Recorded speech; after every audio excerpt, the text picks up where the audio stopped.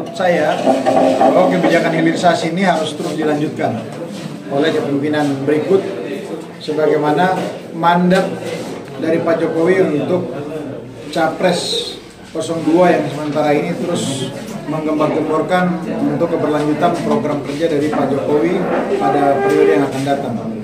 Nah, memang masyarakat pasti melihat berbagai macam dinamika pembangunan yang dilakukan saat ini dan tidak semua puas. Tapi ada satu pesan yang saya mau sampaikan bahwa saya kurang lebih 4 tahun di Komisi 1 yang membidangi luar negeri. Hampir setiap tahun 5 sampai dengan 7 kali kunjungan kerja ke luar negeri, bahkan keliling dunia dan melihat dari dekat kondisi perekonomian negara-negara barat, negara-negara Amerika Latin, kemudian Afrika, kemudian Arab dan juga Asia sendiri. Nah, jadi memang tidak mudah untuk menjaga stabilitas ekonomi kita di situasi global yang memang akhir-akhir ini masalah ekonomi menjadi masalah yang utama. Gitu. Sehingga kebijakan pemerintah di semua negara hampir yang dilakukan adalah untuk menjaga stabilitas ekonomi dan juga cadangan pangan dalam negeri.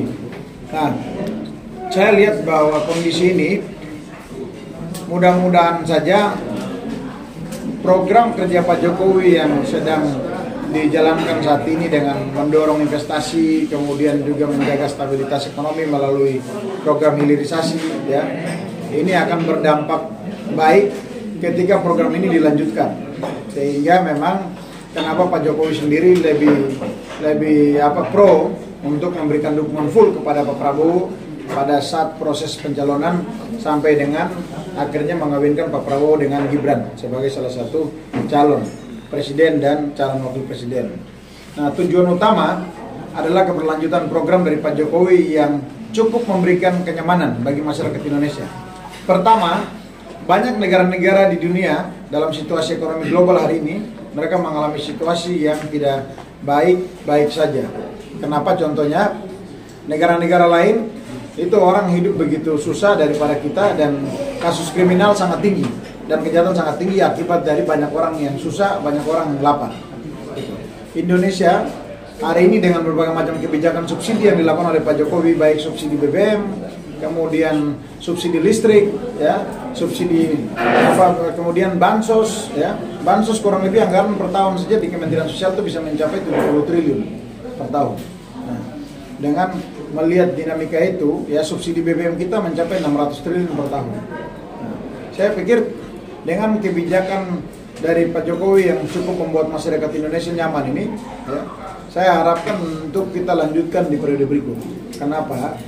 Karena kita hari ini bisa hidup, bisa makan enak, bisa tidur enak, bisa jalan enak, dan duduk dengan stabilitas harga yang masih bisa terkendali, ya.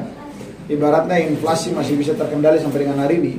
Karena kebijakan ekonomi pemerintahan Jokowi itu masih bisa mengendalikan inflasi secara nasional.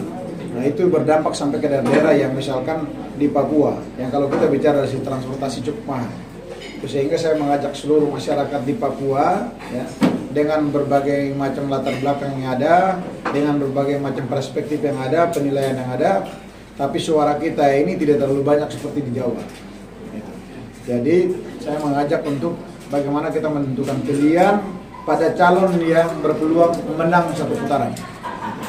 Jangan sampai suara kita yang sedikit ini kita sia-siakan. Karena itu juga saya sudah sampaikan ke masyarakat di mana-mana, sudah sampaikan kepada para tokoh, sudah sampaikan juga kepada kepala daerah kita yang ada di seluruh Papua untuk memperhatikan hal ini. Karena suara yang sedikit tapi kita jadikan sebagai bargaining posisi yang terbaik, mendukung calon yang menang, agar di kemudian hari nanti Papua terus menjadi perhatian dari pemerintah pusat.